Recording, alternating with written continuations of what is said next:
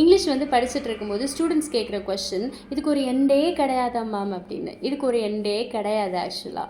Art is long, life is short.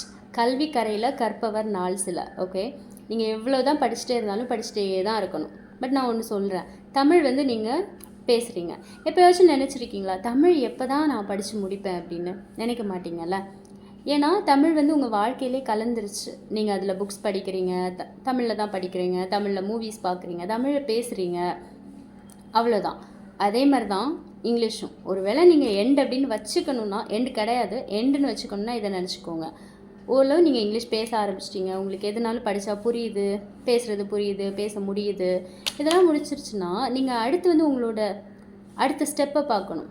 Okay, career development, கரியரில் முன்னாடி போகணுமா, உங்கள் கோல் ஏதாச்சும் பர்சீவ் பண்ணணுமா, இங்கிலீஷை வச்சு நீங்கள் அடுத்து என்ன பண்ண போகிறீங்க, அதுதான் வந்து நீங்கள் பார்க்கணும். ஓகே, ஸோ இங்கிலீஷ் வந்து ஒரு டூல் தான், ஒரு சின்ன டூல். உங்கள் லைஃப்பில் அடுத்த ஸ்டெப் போகிறதுக்கான ஒரு சின்ன கருவி தான், ஒரு சின்ன கருவி, அவ்வளோதான். ஓகே, ஸோ இதுக்கு ஒரு எண்டு கிடையாது. டெய்லி புதுசாக வேர்ட்ஸ் படிச்சுட்டே தான் இருப்பீங்க. நானும் படிச்சுட்டே தான் இருக்கேன். பை.